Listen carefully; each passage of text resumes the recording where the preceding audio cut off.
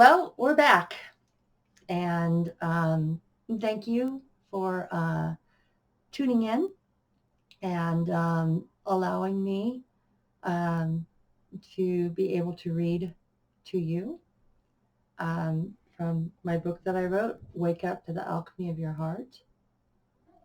Um, I wrote this book, like I said before, and it published and went out on November 11th, 2018. And again, um, when you look at November as 11 and you look at the date as 11 and you look at 2018, 2 plus 0 plus 1 plus 8 is 11. It's 11, 11, 11. And 11, 11 is the embedded wake-up code that each of us has within us. A lot of us are waking up at this time. And it's really interesting waking up and seeing things with new eyes. When we realize with real eyes what's really going on and being able to correlate and see new perspectives on things, to look at things from a soul level.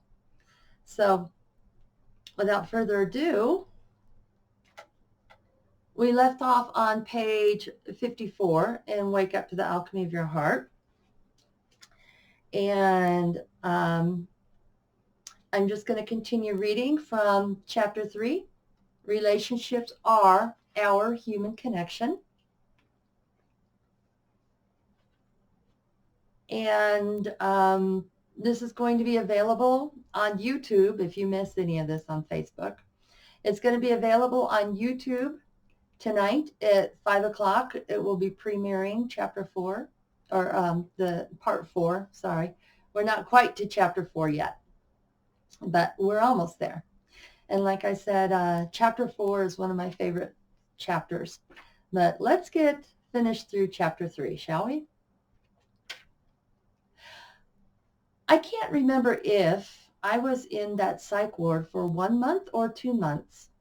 I know that I was hurting so badly, and that if I could just get out of there and go to Florida, the Air Force could maybe find something that this place was missing. I went to individual therapy as well as group therapies. I talked about being raped and what happened. I was told that it was in the past and I shouldn't bring it up anymore. What I should talk about was how angry my husband was. So I started to play that piece in their game. As the weeks went by, I would play their games during the day, then go to my room at night and cry until I couldn't cry anymore, and then go to sleep. Week after week, I played their game, and in doing so, I started to earn privileges. Things like permission to go into the lounge and watch TV, or order a pizza and then go through the psych ward secure doors to pick it up. Talk on the phone, things like that. Each week, you would sit before a review board of other patients who were in the psych ward, along with a few hospital corpsmen and officers. They would review your progress with you and then decide if you could go to the next level of privileges. The last and final level was going off hospital grounds on field trips. No matter how much they told me that my pain was psychosomatic, I knew that something in my body wasn't right. Finally came the day I was released. The doctors told me I could go home and signed the release papers. Oh my hell, I was finally free. I packed up my things and I went to the train station. I purchased a ticket and breathed a sigh of relief as the train pulled out of Washington, D.C. station and headed down the coast to Florida. I remember it being an overnight trip, and I fell asleep in my seat. And yes, I was still suffering some major pain. I arrived at the train station in Miami the next day, and my husband was there to pick me up. He told me that he received a call that my Navy discharge had not gone through yet, that I needed to go back on the train the next day to out-process. I was like, are you freaking kidding me? I spent that night in our bed in my husband's arms crying myself to sleep. The morning sun had risen, and the rays were showing through our bedroom window. For a moment, I was actually experiencing some tiny fragment of happiness. Then reality hit. I had to go back on the train and go back to that nightmare Bethesda Naval Hospital.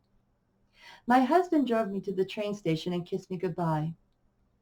I boarded the train and headed back to what version of hell I had created for myself. It was late again when I arrived at the station, and I had to take a cab back to the hospital. I checked in with the housing office, and I was given a temporary room in their temporary housing building. I cried myself to sleep once again. The morning bells rang from a nearby church, and I was up and had breakfast when the out-processing people arrived to take me to where I would be staying until my discharge was complete. I already had received my discharge papers with the general discharge, so I honestly thought I was finished. No, all to the contraire. There were more procedures I had to go through and various briefings I had to endure. One of which was becoming a slave working in the records department in their filing room. Then, as the briefings came up, I could attend them. Once again, in my mind, I was thinking, I cannot take any more of this. I had like over 60 days of leave saved up, and I was going to use what I could, and the Navy could find someone else to be their filing clerk at Bethesda. My leave was approved quite quickly because the first briefing I had to attend wasn't for 2 weeks. Besides, the temporary place or out-processing facility was like an open bay barracks, lined up with beds and lockers. It wasn't the most ideal place to sleep. I came across a friend who I knew from Iceland. He had a car, and I was out of there. We ended up driving all night to his home in Michigan. It was an interesting trip, but at least I was out of that hell for 2 weeks. I finally returned to go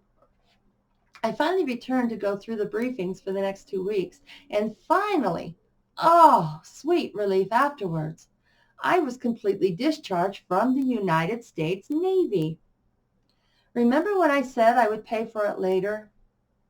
My discharge is a RE4 code general discharge due to serious misconduct. Now I'm just going to give an update to this RE4 discharge due to serious misconduct, and just go off script with the book for a moment and just let you all know that just this year, on February 14th, on Valentine's Day, I found out that my discharge had been upgraded to an honorable discharge. So now I have actually been honorably discharged from the United States Navy, and it'll be in my next book. So back to the book. Now, I know that some people have had excellent times serving their country proudly and enjoyed their time in the service and had even made lifelong careers out of it.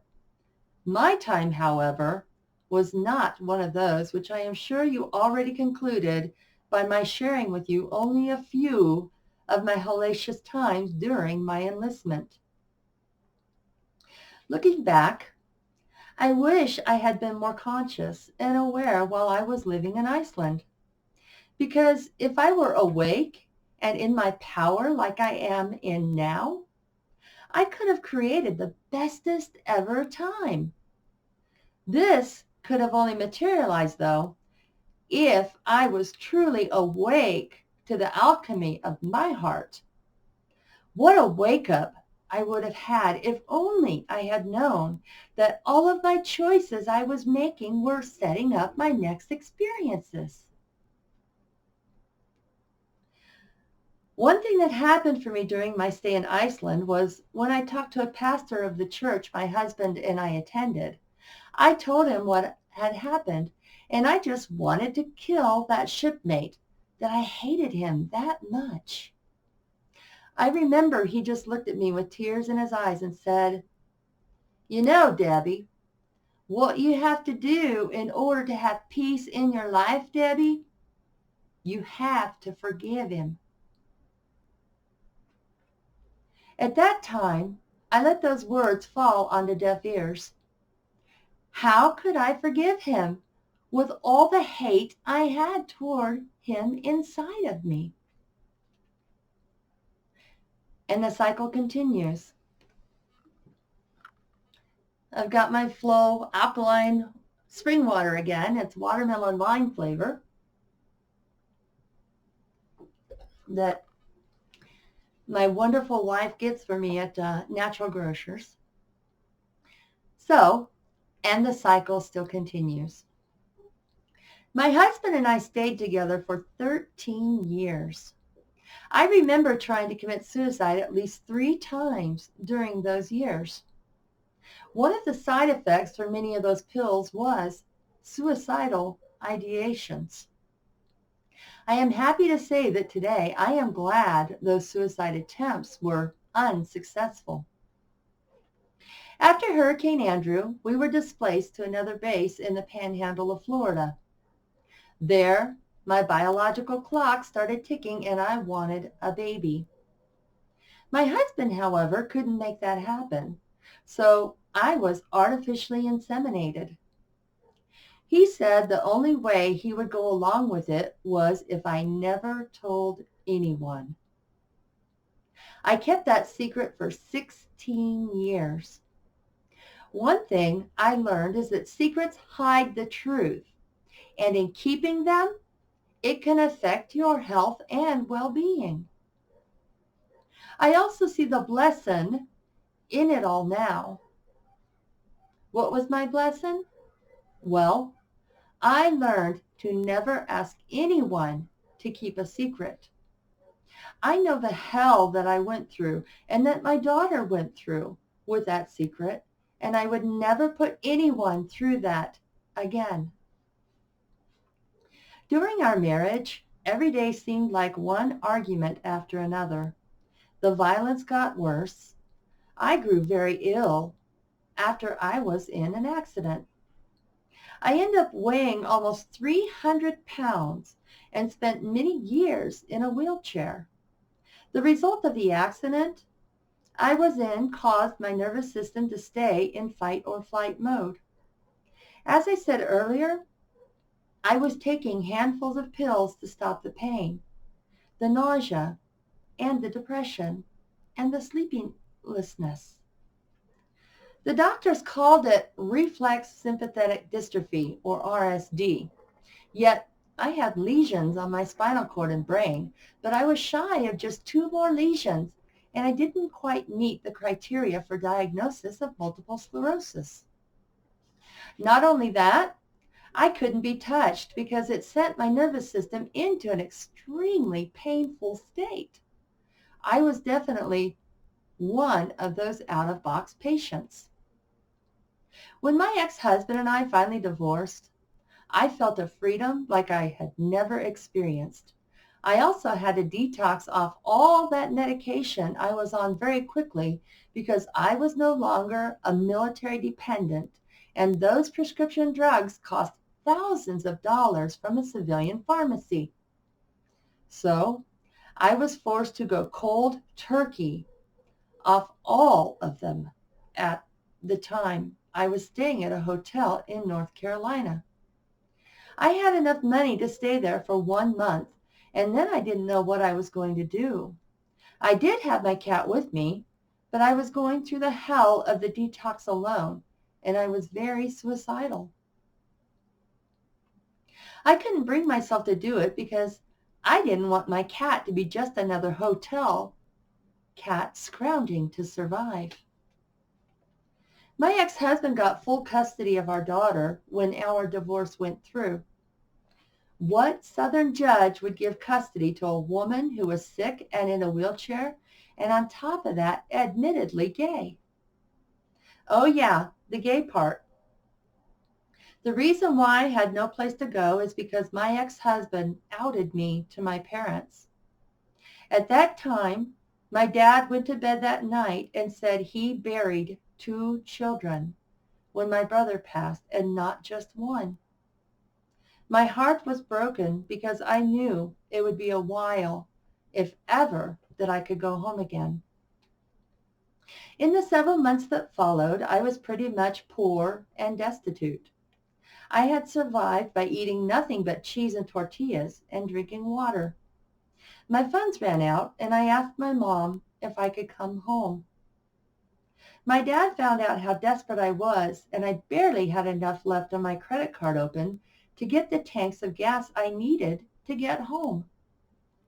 I drove back to Colorado from North Carolina, using my crutches to manipulate the gas and brakes, and thank goodness my van had cruise control. Aha moment. Welcome to your awakening. On my drive across excuse me.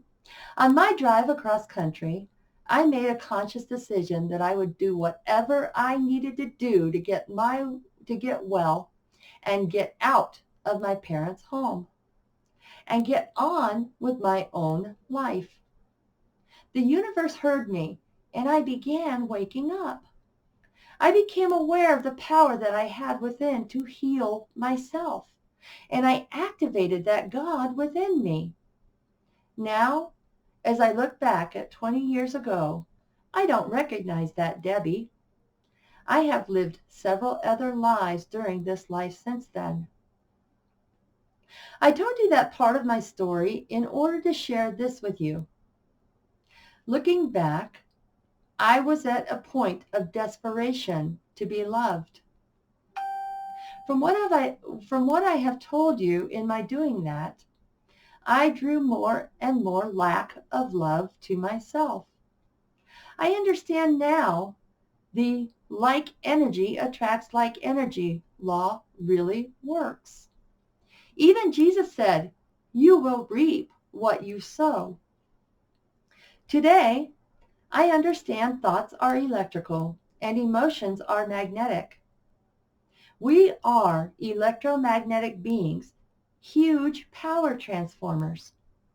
If you want the bigger picture, if I said, I hate you, that thought is an electrical vibration created by me. Then it was stamped with my individual emotional stamp signature of the lower vibration of hate.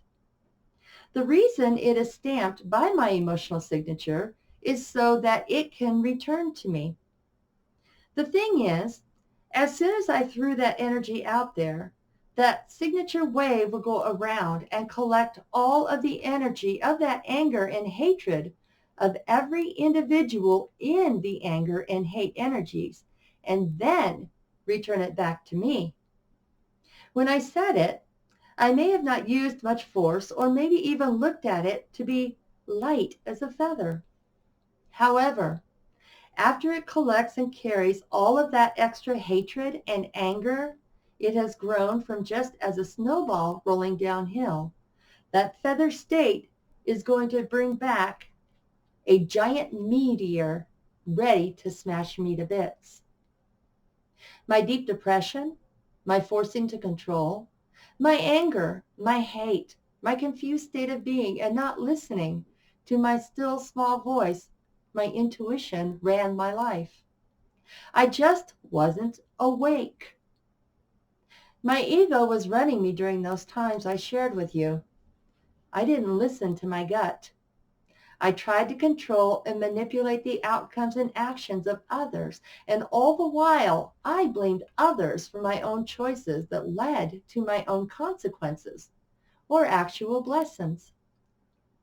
The lesson I learned that I will share with you all is that the only thing I have control over in my lifetime is my own thoughts, my own feelings, my own words, my own actions, and my own reactions. If I would have realized this sooner, I would have awakened to the alchemy of my heart.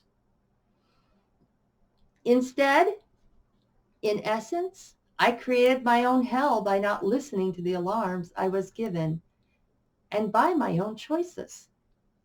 I stayed in that hell until I chose to raise my own vibration and follow my own intuition by living from my heart.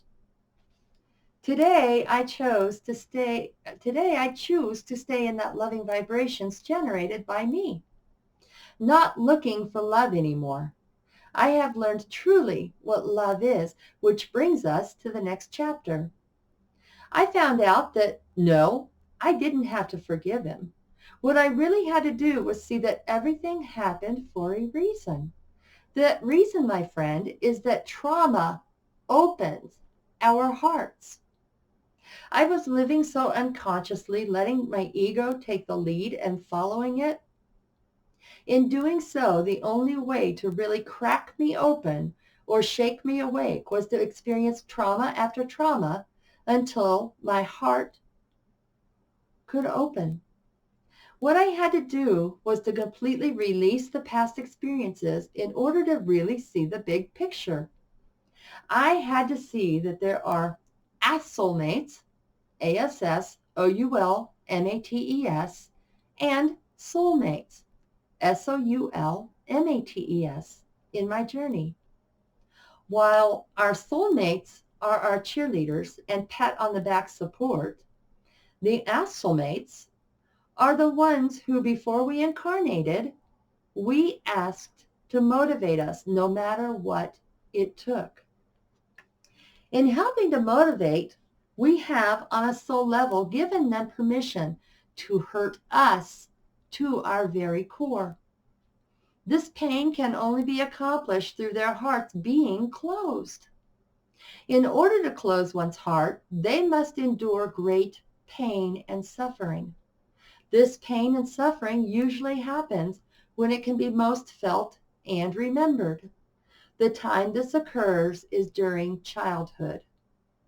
The person that hurt you the most may very well have been abused physically, emotionally, and mentally from someone that in their mind was supposed to love them, thus skewing their version or definition of what love is.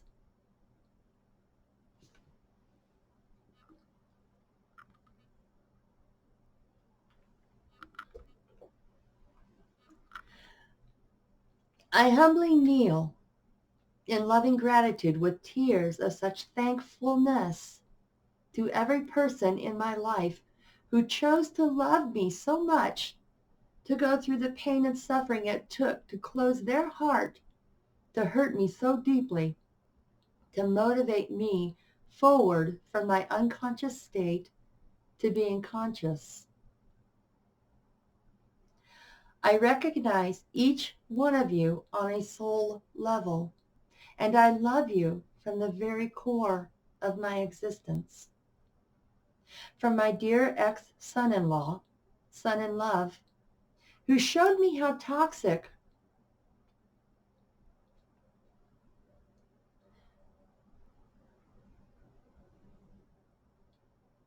from my dear ex-son-in-law, son-in-love, who showed me how toxic I was in living in my unconsciousness, whose earth-shattering quake finally broke through in my awakening to who I am, to my dear ex-husband, to the man in the story I just told, to everyone I experienced unconsciousness with. I love you, and I am in deep, heartfelt gratitude to you. Thank you for loving me by going through your experience of whatever pain you suffered to close your heart so you could hurt me to my very core. Fulfilling your contract with me through hurting me so deeply. You were the catalyst to move me from the comfort zone I was in of no spiritual growth to cause the alchemy of my heart to bring on the spiritual growth which I so needed in becoming the highest expression of myself, which allowed me to help so many countless others.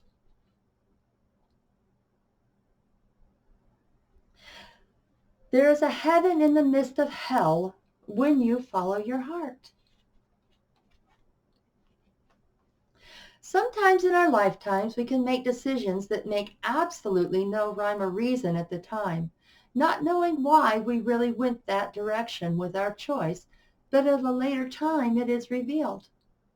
I am going to continue to share with you now a few more of the times in my life. After I graduated high school, as you learned previously, I got a wild hair to join the Navy. Remember earlier in this book when I told you about how much of a rebel I was? Well, part of my rebellion consisted of hearing someone tell me I couldn't do something and then turning around and showing them that I could. When I went into the Navy in 1986, I ended up receiving an entry-level discharge due to medical reasons. The reasons were that my Achilles tendon swelled up the size of a tennis ball, resulting from my club foot. And the next thing I knew, I was on the airplane heading home. Interesting how I was being shown that I was being out of balance with yet another alarm to wake me up. The discharge took several months, and I spent quite a while in a medical hold unit healing my heel cord. During most of those months, I was on crutches. At the time, I was pretty much just a couple years out of high school, and the fact that I was discharged was pretty upsetting to me. I dreamed about being in the Navy, and at that time, I was so in love with my country that I just wanted to give something back to it. I didn't even realize at that time it was going to fit in with my life mission or higher purpose. During that time, my ultimate dream was to be the first admiral in the White House. Since I was young and nobody was going to stand in my way of reaching that dream, pretty much the day I arrived home, I made plans to get back in. I knew it was going to be a fight pretty much the whole way. But one of my built-in Augenbach qualities was stubbornness. My astrology of being a Scorpio rising even says that I am powerful and determined. So the day I got home, I started the long, tedious process to re-enlist into the United States Navy. The plan that I followed began with not only getting my foot into shape, but my entire body as well. I had a wonderful orthopedic surgeon help me do this. I also began writing letters to every influential person I could think of. I can't even count how many letters I wrote to Congress, senators, governor, and yes, even the vice president and president. Months went by as I began to fine-tune my body, readying myself for the day I was accepted back. Finally, that day came. I received a letter from Congresswoman Patricia Schroeder. In that letter, I was granted that if I could pass the military physical exam, then my club foot would be waived. Basically, if I was accepted into the Navy, if I should have any problems erupt with my foot, I would not hold the government liable. Looking back, I was so impatient, and I wanted everything to happen immediately. Again, that control thing pops up. I understand now that everything has its own perfect timing. I heard such thing as patience is a virtue. I don't know about you, but when I heard that, my reaction was the thought of, I just want to punch you in the face. I had to laugh that I thought that, because now I realize that patience is merely giving the time for what you truly desire to materialize in its most perfect form. You see, when we live in such a fast food world today that we think everything we desire must appear immediately, and if it doesn't appear in our designated time frame, well, we lose faith. We may even become angry because we didn't get what we wanted. I like to use the analogy of baking a cake. When we bake a cake, we carefully choose what ingredients we want in our cake. We choose the flavor we want, and then we have a recipe to follow. Some will add sugar for sweetness, or even in this day substitute sugar with honey or coconut sugar. We won't substitute salt for sugar because it doesn't give us the same kind of outcome. So we mix those ingredients together to form the delicious cake batter. Then we will put the cake into the oven for its designated time to bake. While the cake is baking, do we keep opening the door to check on it? When I ask this question, I get the answer, of course not. Why is that? Because the cake will be raw, it won't be baked. As well as the cake may fall and turn into a hockey puck. Well, patience works just like that in our own creations. Does that make sense? I passed the physical, and I was not only given a waiver for my clubbed foot, but I was back then legally blind as well. So my eyes were waivered too. The waiver merely meant that if I was allowed to re-enter the Navy, that if my foot or my eyes acted up, I wouldn't hold the government responsible. I accepted the congressional waiver I was granted, and February of the next year, I was headed to Orlando, Florida, to the Naval Recruit Training Facility. I just want to stop a minute to talk about what I had created. I didn't come home and just sit on the couch and think about what I wanted to do. No, I put my energies into action. I channeled the energies of excitement and backed it up with action. I took those steps forward in faith to follow through with what I wanted. I have found in my own experience that our thoughts create through the very next action we take after having that thought. We can think of a thought as somewhat of sending out a prayer. My wonderful daughter Sky Ray sat down with me one day and had these words of wisdom for me. Mama, I finally understand what prayer is and how to pray. You see, Mama, the key is to already be in gratitude for whatever your request is. It is the knowing that whatever you prayed for is already being provided.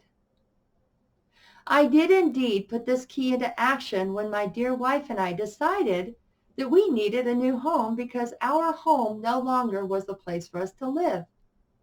We were living in a two-bedroom apartment that initially matched our vibration as being the bestest ever place when we moved into it.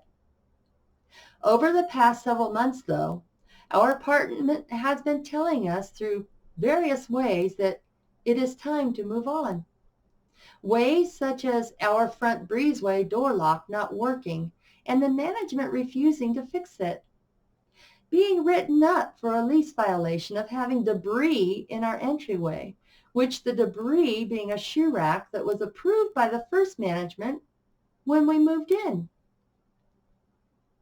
Management changed what seemed like weekly, and the amenities which we moved here and enjoyed so much breaking down and not being fixed because they aren't in our lease. Now, all of these things could result in an anger response and a fight if my wife and I chose to do so. Instead, we see the message loud and clear that, quite honestly, we have outgrown our apartment. So instead, we became in gratitude for providing the bestest ever place for us to live. We already knew it was there. In a week, the bestest ever place for us to continue our journey revealed itself, or as we like to say, materialized. Everything is in alignment for us to move in, and as of the time of this writing, in less than 2 weeks, we will be living in our bestest ever place. It is 3 times bigger than our apartment, and for much less money, amongst other wonderful benefits. When we pray, we must have faith. Faith is simply knowing that our need is already met. We just need to wait for it to materialize for us. On the day that my wife and I went to see our new home, on our drive home, we were given sinky dinks along the way. A car pulled in front of us on the highway that said 777 on its license plate. My wife and I started rejoicing because the unit number we just saw was number 7. To me, 777 means all spirit is supporting me. Then, as that car moved forward, yet another car pulled in front of us. This car had CELEBR8, celebrate, on its license plate. Although my wife and I knew we had some hoops to jump through, the place that we had just looked at was indeed what was provided for us. So my dear friends, when you pray, I would suggest to pray using that higher vibration frequency of gratitude instead of the frequency vibration of lack or I need or I want. With that, I will now continue on with my story. And it's a little dry, so I'm going to take a drink.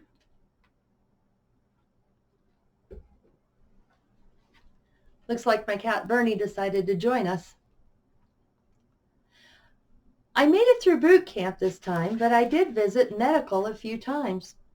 I remember a time when our company, K044, had a surprise barracks inspection. The inspection happened one morning after we returned from breakfast, or what was called morning chow. We all stood at attention on our designated line in front of our lockers. Our lockers had a few openings which held things like underwear, t-shirts, and various inspection-ready items, even an unopened box of tampons. I use the words inspection ready because none of these items were never to be used. They were for show only. Our inspection underwear and t-shirts were actually starched and ironed into the perfect creases and placed precisely into the cubby by using a ruler. We also had what was called an A and B drawer. These drawers were always to remain secure by being locked with padlocks. These drawers were designated for our personal items. Each one of the recruits was assigned our own locker to our own bunk, and these lockers were stacked up on top of each other. The person in the top bunk got the upper locker, while the person in the bottom bunk got the lower locker. Anyway, the company commanders from other barracks came in while we stood on a designated line that was in the center of our barracks. They scrutinized and pulled things that weren't in perfect order from our lockers and threw such items into the middle of the floor while we stood at attention on the line. After they left, and it looked like a tornado came through, we were given a set amount of time to clean the place back up to be inspected again. We hurried to fold our underwear and remake our beds and make sure that everything was perfect. As the clock ticked down to the final seconds, we had to make sure the perfection had been reached and our A and B drawers locked securely, and we were back on the line. I heard our company commander counting down from 10, 9. As I was finishing the replacement of my articles in my bottom locker and then popped myself up to go stand in line. As I popped up, my head hit squarely on the open B drawer of my bunkmates. All I remember is that the pain that shot and rang through my skull as everything went black and I hit the floor. I woke up in the emergency room of the hospital with a pretty severe concussion. I had another trip later to the hospital where I had to stay a few days because some blisters on my foot became infected and my right foot swelled up the size of an elephant's foot. I was given an IV antibiotic for a few days. Then I was able to return to my company to play catch up. The other alternative would be what was called bagged back. This term was used when a recruit would be moved to another company that was on or close to the training day when the recruit was paused, so to speak, in their training. As a result of this, more training days could be added, making their boot camp more than just 8 weeks and 3 days. My company commanders really didn't think I could do the catching up, but what seemed impossible to do, I managed to do. It seemed like a whole month's work of work happened during those 3 days that I missed. I am talking the lessons we learned in the classroom, as well as physical testing, amongst others. Looking back, everything lined up perfectly though, because the knowledge I was about to gain after graduating boot camp would be imperative to my awakening from the unconscious state I was in to being conscious. I realize now that the challenges I was met with during boot camp and even my life was actually that I was being questioned to see if I really was ready to go into the next step of my growth. You see, my friend, when we are challenged, if we can look at those challenges now as just being a test, instead of looking at them as, what have I done to deserve this punishment? We no longer allow ourselves to be the victim. In meeting these challenges, it prepares us for our next step.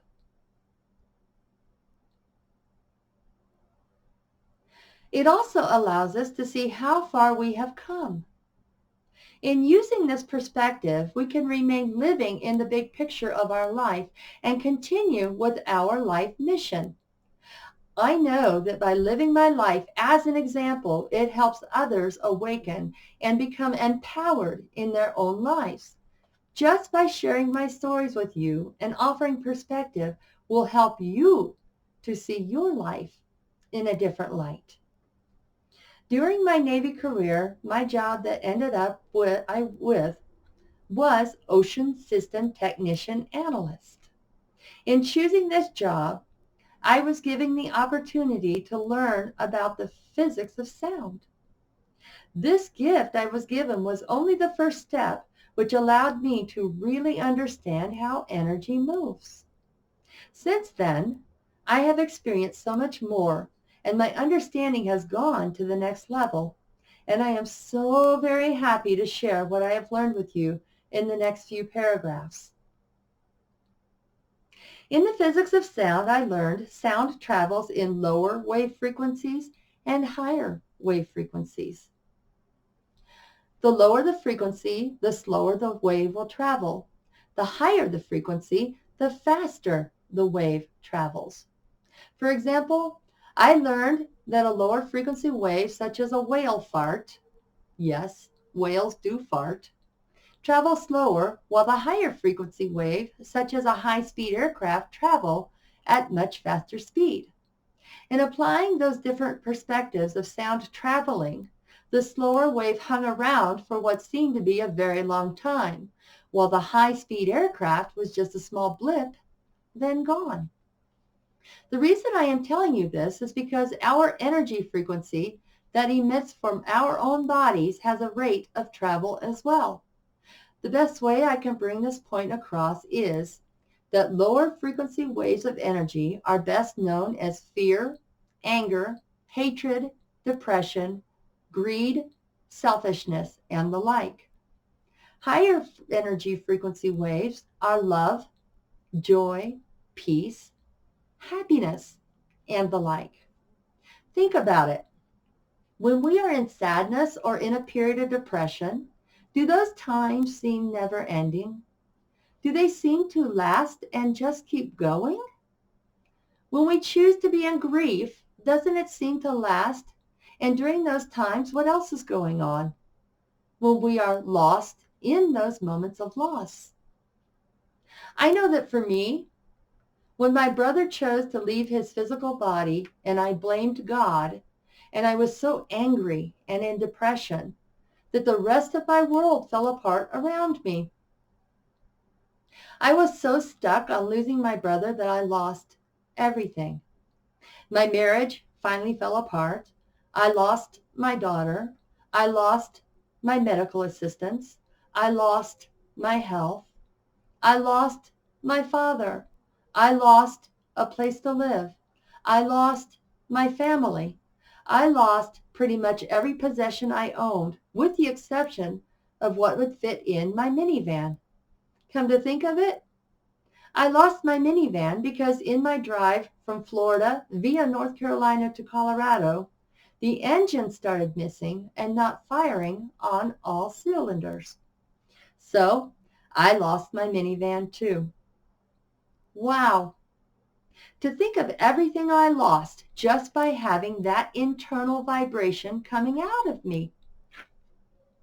I had to wake up and see where I was and what I was creating around me. Today, I live in a vibration of love. I do my absolute best to live consciously from my heart. Now I have used the words consciously and unconsciously quite a bit with you. The best way that I can explain the concepts of consciously to you is the absolute knowing that every moment of every second I exist, every thought I have, every feeling I have, every word I say, every action I do, every reaction I have, I am responsible and accountable for. It is no one else's fault. I am the creator of my own universe. In doing so, I know I have a choice to have the responsibility, ability to respond, to act any way I choose to whatever comes my way during my journey. In the next chapter, I am happy to reveal to you what love truly is.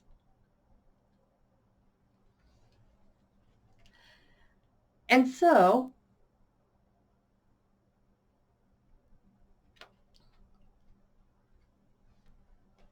I think I'm being led to go ahead and read chapter 4 to you all.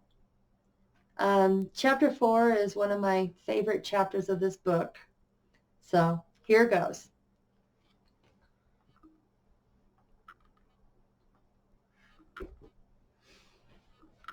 Chapter 4. What's love got to do with? Ah, yes. What's love got to do with it? Now, my friends, we are going to get into the meat of this message, the heart of this book. It's kind of funny, this transmission of this chapter would be about love, and we are in the heart of Alchemy of the Heart now. There are several synchronicities, or what I love to call sinky dinks, that I have noted while I am writing this book. The first of which, in our chakra system, in our bodies, the heart is considered the fourth chapter, or chakra.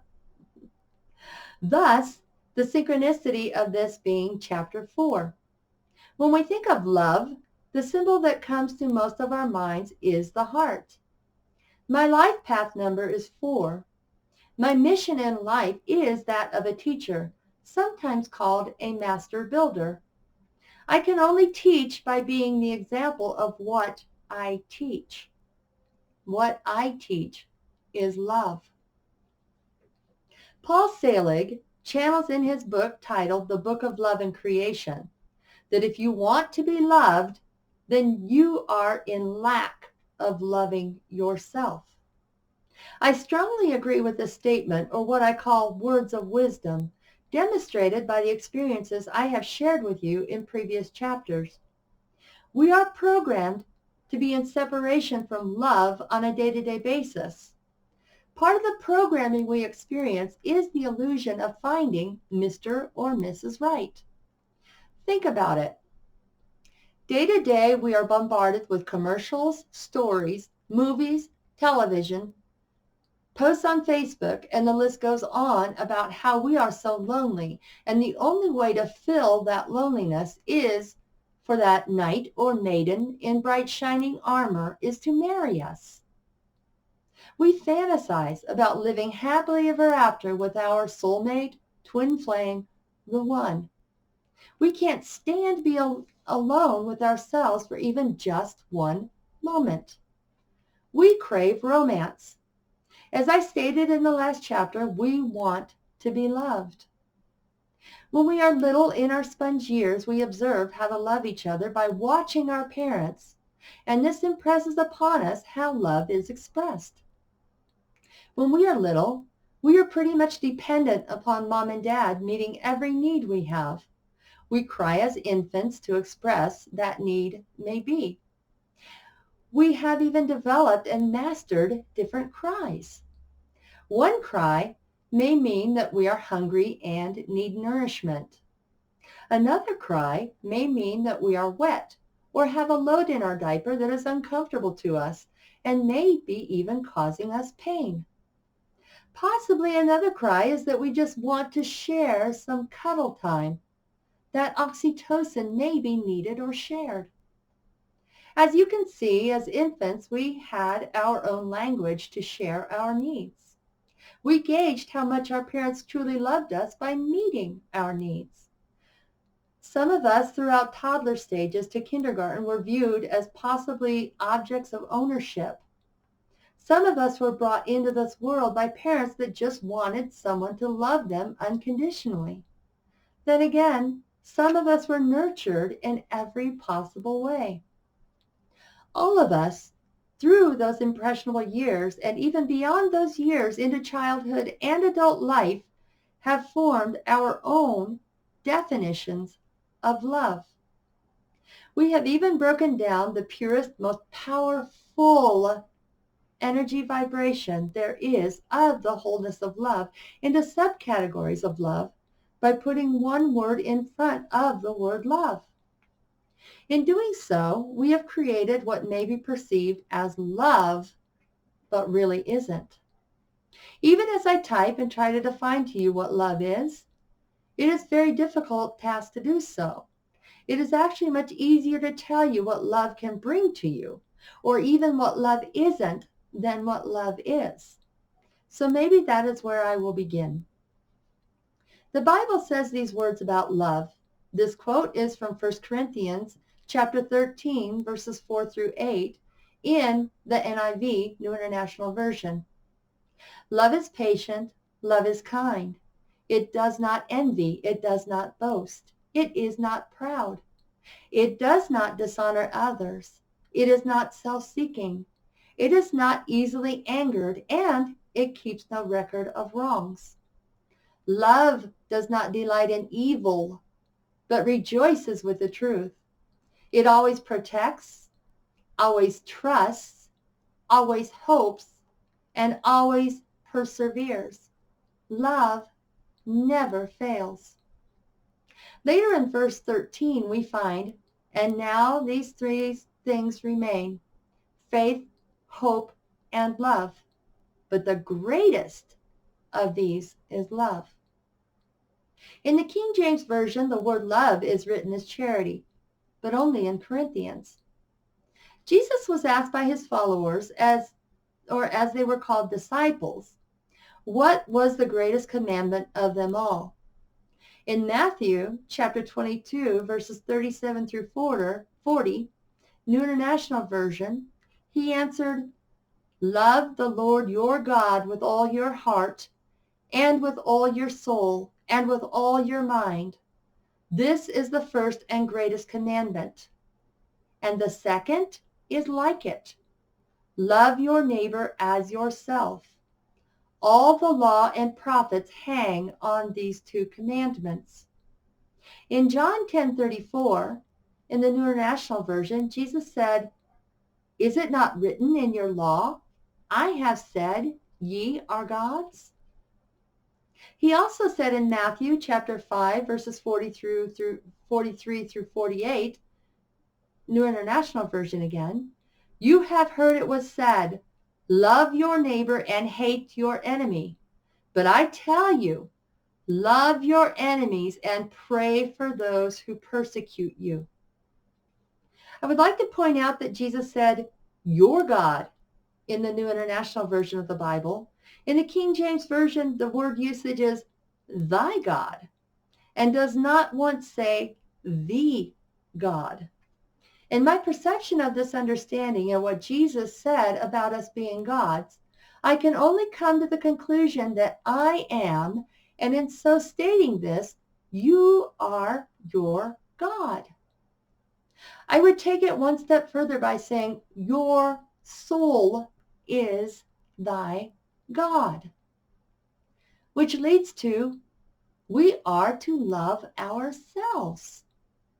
I find this to be very interestingly followed up by Jesus saying, love your neighbor as yourself. There were other teachers who walked the face of the planet as well that spoke of love. One such teacher was Buddha. The teachings on love given by the Buddha are clear, scientific, and applicable. Love, compassion, joy, and equanimity are the very nature of an enlightened person.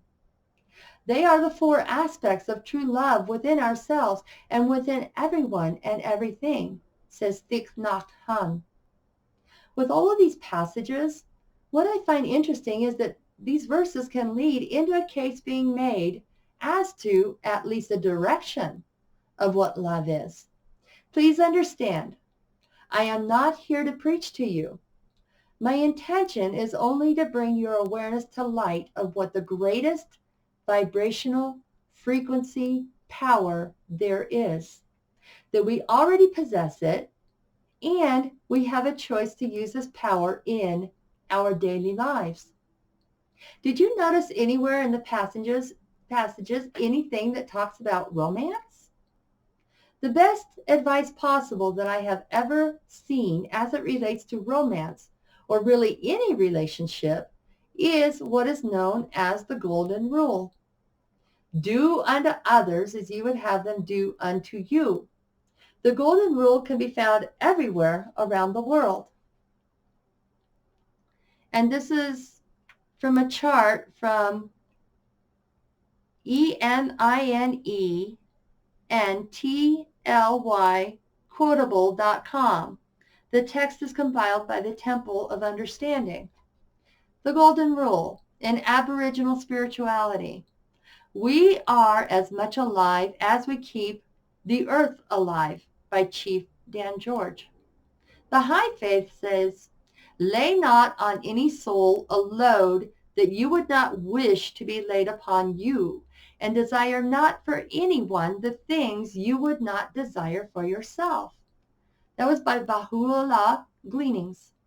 Buddhism says, treat not others in ways that you yourself would find hurtful. The Buddha Udana Varga 5.18. Christianity says, in everything do to others as you would have them do to you, for this is the law of the prophets.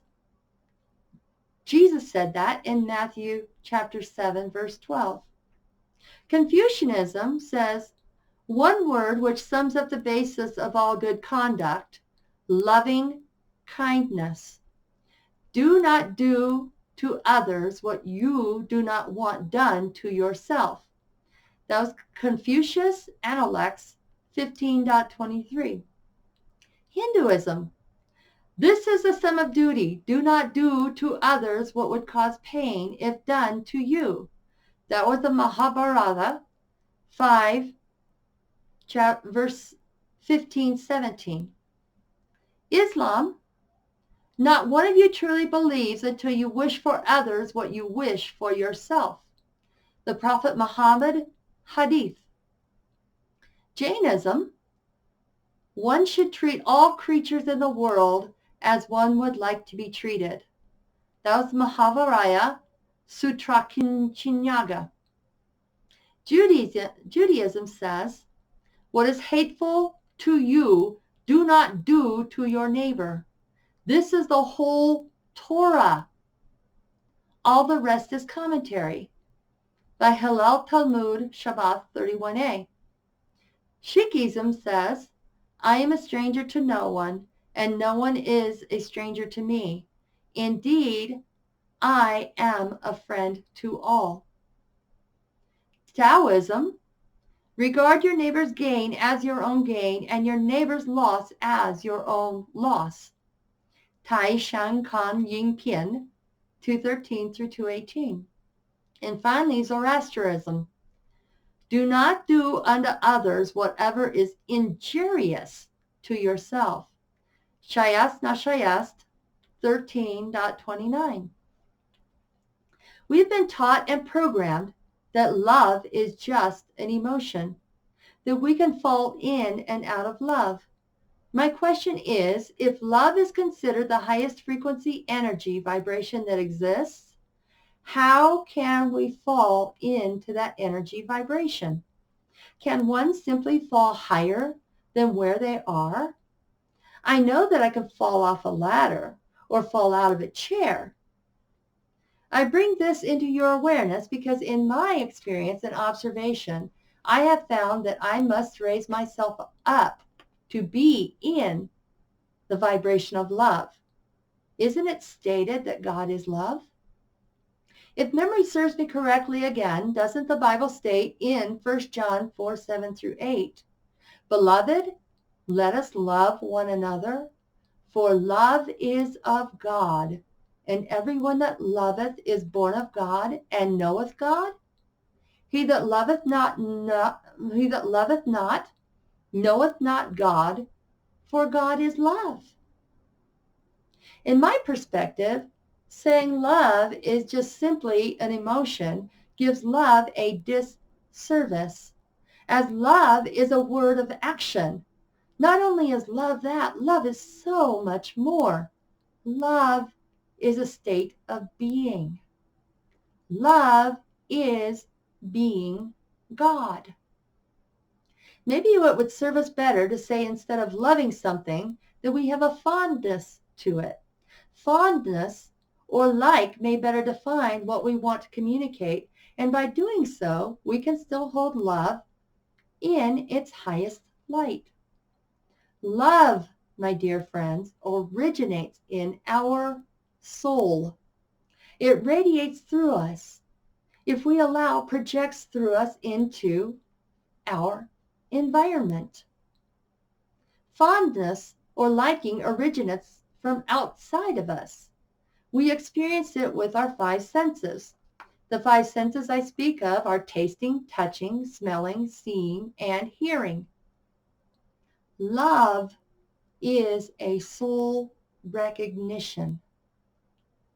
When Jesus said to love the Lord your God with all your heart and all your soul, these words speak to my heart as simply recognize your soul connection to all that is. We have always had this connection. We have just forgotten who we are. We have been taught that God is love. If we are children of God and God is love, does that not mean that we are love too? When we look even deeper, Jesus said, ye are gods.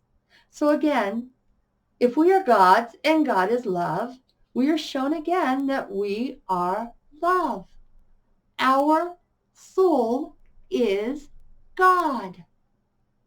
In loving ourselves with all our heart and soul, wouldn't it be through what I have shown you previously that loving ourselves is to just simply recognize that we are God? Is it really that simple? If we look at the small picture of our bodies, we have different appendages, organs and systems that have a job to do. In the bigger picture, however, our bodies are comprised of those appendages, organs, and when combined create a whole body. Now take what the Bible says about what love is and replace it with God. God is patient. God is kind. God does not envy. God does not boast. God is not proud. God does not dishonor others. God is not self-seeking. God is not easily angered. God keeps no record of wrongs. God does not delight in evil, but rejoices with the truth. God always protects, always trusts, always hopes, always perseveres. God never fails. Finally, take God is as you have the soul recognition of who you are and replace God with I am or I do. I am, my soul is patient. I am, my soul is kind. I, my soul, do not envy. I, my soul, do not boast. I am, my soul, not proud. I, my soul, do not dishonor others. I am, my soul is not self-seeking. I am, my soul is not easily angered. I, my soul, keep no record of wrongs. I, my soul, do not delight in evil, but rejoice with the truth. I, my soul, always protects, always trusts, always hopes, always perseveres. I, my soul, never fail. My soul is the God, is the highest expression of myself. My ego is the devil. It is the lowest expression of myself. Now this passage can be the guideline to help make the choices that I and you, my friend, are faced with every moment of every day. For if we make those choices using the above guideline, we will live each day in our highest self-expression of ourselves, and we will never have the need to question if I did my best. I have had clients ask me, how can I tell if it is the truth? Well, when you love yourself, you bring together mind, body, and spirit, and in bringing those entities into one, we can ask our body to show us truth, or our universal yes and universal no. Open your hearts and minds again now, and I will tell you how you can be shown your universal yes and your universal no by using your body as a somewhat of a pendulum.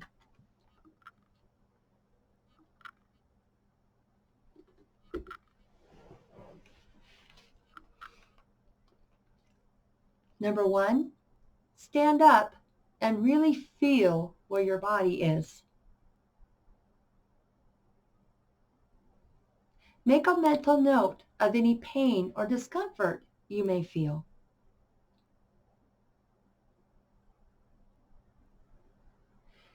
Take 2 or 3 deep breaths and let them out slowly.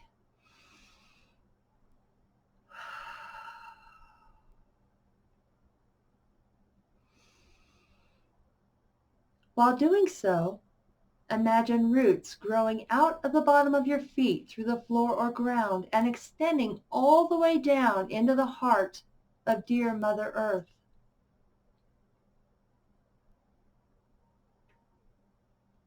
When you feel solid into those roots, imagine a bright column of white light coming down from the heavens through the top of your head and going through your entire body, traveling up and down through your roots into Mother Earth and to the heavens.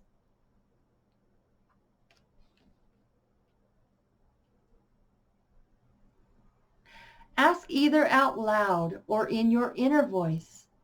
I find when I use my voice aloud, I am standing more in my power. However, the decision is yours to make. Body, please show me my universal yes. Then wait for your body's reply. For me, my body's yes is that I feel an almost magnetic pull forward. For others, they may feel a pull to the left or right side. Others still may feel a warmth or even a firmness in their solar plexus or heart. Each universal yes and no is personal to you and was agreed upon before you even incarnated on this planet. Now, make a mental note of your body's response. Make sure you really engrave it into your memory, as this is the way that your body is in agreement to speak to you. Take 2 more deep breaths and allow your body to become relaxed again.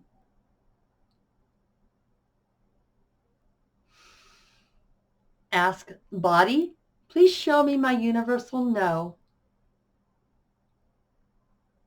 And again, wait for your body to respond. For me, my no feels like I am magnetically pulled backwards. For others, they may feel a heaviness in their stomach or pushed or pulled to the opposite side of the yes. Again, make a mental note and really engrave it into your memory. And now relax again. The key to using this technique is to not have any attachment to any answer before or during while you ask the question. For me, I will ask the question and then bring a picture of my wonderful granddaughter into my mind. You see, if you are attached to the answer with any modality you use or add, whether it be tarot, pendulum, 8-ball, or other ways, you will always skew the results into getting what little you, devil, wanted to begin with. By little you, I mean your least expression of yourself, commonly known as ego or even devil, instead of your big you, highest expression of yourself, your soul or God. So that is the continuation chapter reading of chapter 3, and also going into chapter 4, what's love got to do with it? Tomorrow at 2 p.m., I will start with chapter 5, called A New Look from a Higher Perspective. Again, I would like to thank each and every one of you for allowing me to read Wake Up to the Alchemy of Your Heart to you.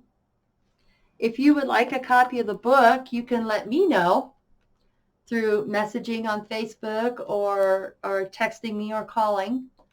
I can give you a signed copy of the book. And when I do sign the copy, I give you a little mini reading that I write in for you. And I ask for $11.11 for the book plus shipping and handling. Either that or you can order it on Amazon.com. Again, I thank each and every one of you for sharing in this incarnation with me.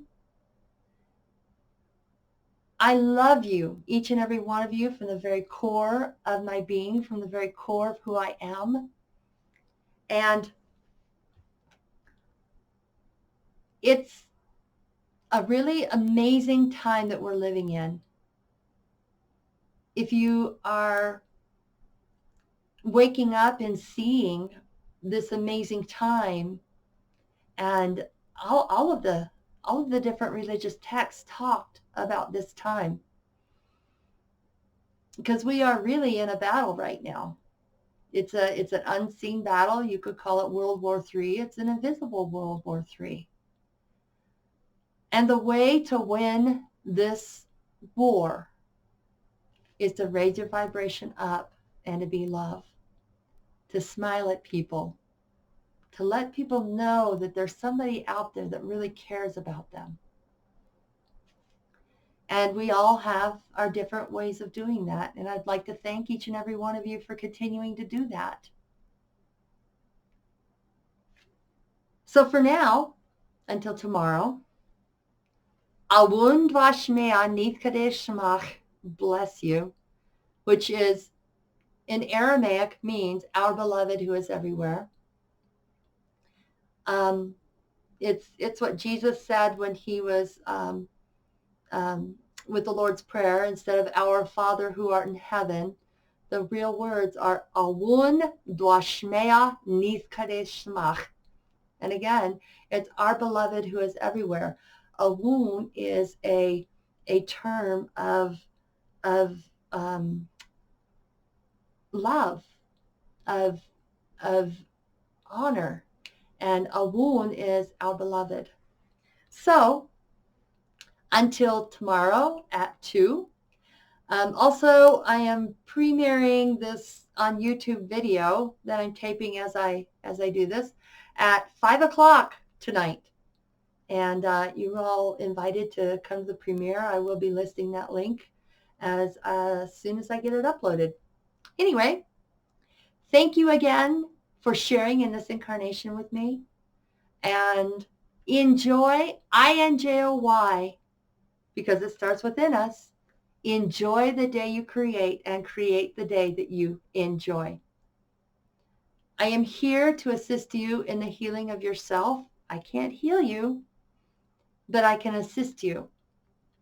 And I am walking through the fire with you. So until tomorrow, like I said, Awun Vashmea Nithkadesh Shmach, bless you.